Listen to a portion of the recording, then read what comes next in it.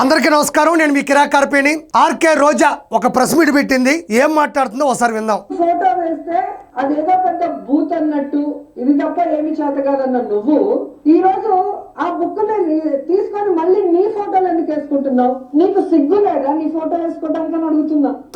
ఇక్కడ ఆర్కే రోజా చెప్తుంది, గతంలో ల్యాండ్ టైటిలింగ్ యాక్ట్ కింద పట్టాదారు పాసు పుస్తకాలు ఎవరైతే ప్రజలు ఉంటారో, రైతులు ఉంటారో వాళ్ళకి సంబంధించినటువంటి పాసు పుస్తకాలు ల్యాండ్ టైటిలింగ్ యాక్ట్ కింద జగన్మోహన్ రెడ్డి చిక్కటి చిరునవ్వుతో ఆయన ఫోటో వేసుకున్నాడు. ఆ రోజుల్లో ప్రజలందరూ కూడా దాన్ని వ్యతిరేకించారు. ఆ పద్ధతి కరెక్ట్ కాదన్నారు. నిలువెత్తున కూడా నిరసనలు తెలియజేశారు. కూటమి ప్రభుత్వం కూడా అది తప్పు అని ఖండించింది. మొన్న ఓడిపోయిన విధానంలో కూడా అది ప్రథమ పాత్ర వహించింది. ఇక్కడ రోజు ఆ మాట అంటుంది, అది పెద్ద బూత్ అయినట్టు అని. అది బూత్ కన్నా అది పెద్దది.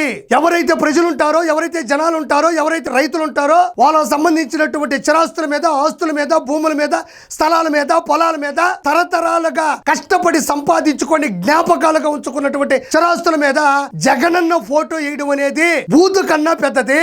ఆ తర్వాత ఆర్కే రోజా ఏమంటుందంటే, తర్వాత మీరు మొన్న పట్టాదారు పాసు పుస్తకాలు ఇచ్చారు కదా, మరి దాని మీద ఎందుకు చంద్రబాబు నాయుడు గారు ఫోటో వేసుకుంటారంటుంది. నీకు తలకాయ ఉందా అని అడుగుతున్నా. ఎందుకన్నాను అంటే, నన్ను క్షమించు, ఒకసారి చూడు. ఇక్కడ గమనించండి, ఇది వచ్చేసి వైఎస్ఆర్ జగనన్న శాశ్వత భూ హక్కు మరియు భూరక్ష పథకం. జగనన్న ఎవడి కన్నా, ఇక్కడ సంబంధాలు ఎవడికి కావాలా, ప్రేమలు ఎవడికి కావాలా అంటే డైరెక్ట్ గా అన్న కలిపాడు. చూడండి, చక్కటి చిరునవ్వుతో శాశ్వత భూ హక్కు మరియు భూరక్ష పథకం. ఇది గమనించండి. నారా చంద్రబాబు నాయుడు గారు రీసెంట్ గా పంపిణీ చేసినటువంటి పట్టాదారు పాసు పుస్తకం, భూమి యజమాన్యపు హక్కు పత్రం. ఇది చూడండి, ఎక్కడెక్కడైనా పట్టుకున్నది నారా చంద్రబాబు నాయుడు గారు కానీ ఆయన పట్టుకున్నటువంటి పుస్తకంలో ఆయన ఫోటో ఎక్కడైనా ఉందా? ఎక్కడైనా ఆర్కే రోజా చూపించు. నారా చంద్రబాబు నాయుడు గారు ఇచ్చినటువంటి భూమి యజమాన్యపు హక్కు పత్రం మరియు పట్టాదారు పాసు పుస్తకం ఎక్కడైనా చంద్రబాబు నాయుడు గారికి సంబంధించినటువంటి లోగో గాని, ఆయన ఫోటో గాని ఎక్కడైనా మనకు కనబడుతుందా? ఇది నేను సృష్టించేది కాదు. ఈ రోజు ఆంధ్రప్రదేశ్ లో ఎవరైతే ఈ పట్టాదారు పాసు పుస్తకాలు తీసుకున్నారో వాళ్ళ దగ్గరికి వెళ్ళి చూస్తే సరిపోతుంది. వాళ్ళందరి ఇళ్లలో ఉన్నాయి. అంతేందుకు ఈ రోజు ఆర్కే రోజాకి సంబంధించినటువంటి బంధువులను అడిగినా, వాళ్ళ కుటుంబ సభ్యులు అడిగినా, వాళ్ళ కార్యకర్తలను అడిగినా, వాళ్ళలో ఉండే పుస్తకాల మీద కూడా ఆయన ఫోటో లేదన్న విషయం ఈవిడికి బాగా తెలుసు. కాకపోతే ఏదో ఒకటి మనం మాట్లాడేస్తే జనాలు అది వినేస్తారు, అది నిజం అనుకునేస్తారు. జనాలందరూ కలలో బతుకుతున్నారు, భ్రమలో బతుకుతున్నారు, వాస్తవంలో లేరు.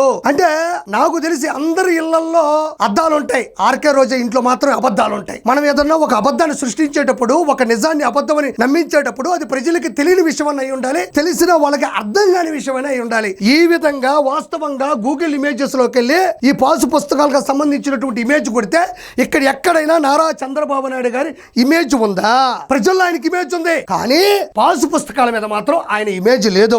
గతంలో నారా చంద్రబాబు నాయుడు గారు వేసినటువంటి బాణమే అది వాళ్ళ చిరాస్తులు, వాళ్ళ జ్ఞాపకాలు, వాళ్ళ పొలాలు, వాళ్ళ స్థలాలు. కాబట్టి నువ్వెవ్వడివి వాటి మీద ఫోటోలు వేసుకోవడానికి? వాళ్ళు వేసుకుంటే వాళ్ళ అమ్మలో, వాళ్ళ తాతయ్యలో, వాళ్ళ నాన్నలో వేసుకుంటారు తప్ప నువ్వెవరు వేసుకోవడానికి? అసలు ప్రభుత్వం ఇచ్చేటువంటి ఏ దాని మీద కూడా ఇమేజ్ ఉండకూడదని చెప్పిన వ్యక్తే వేసుకుంటాడంటే జనాలు ఎలా నమ్ముతారు అని నేను మరోసారి ప్రశ్నిస్తుండా. ఇంకోటి ఏంటంటే, నీ తాటికాయకి అంటే తాటికాయ అంత తలకాయ ఉంటే సరిపోదు, ఆవగింజంత ఆలోచన ఉండాలా. ఆ ఆలోచనలో కూడా అబద్ధం చెప్పకూడదు అన్న ఆలోచన ఉండాలా. కాబట్టి ఏ వ్యక్తి కూడా ఈ రోజు ప్రజానీకం కూడా నారా చంద్రబాబు నాయుడు గారిని తప్పుపట్టే పరిస్థితులు లేరు. కానీ ఒకటి నిజం, జగన్మోహన్ రెడ్డి 2029లో మళ్ళీ ఓడిపోబోతున్నాడు. దానికి ధైర్యంగా ఉండని మనస్ఫూర్తిగా కోరుకుంటూ నేను మీ కిరా కార్పేని.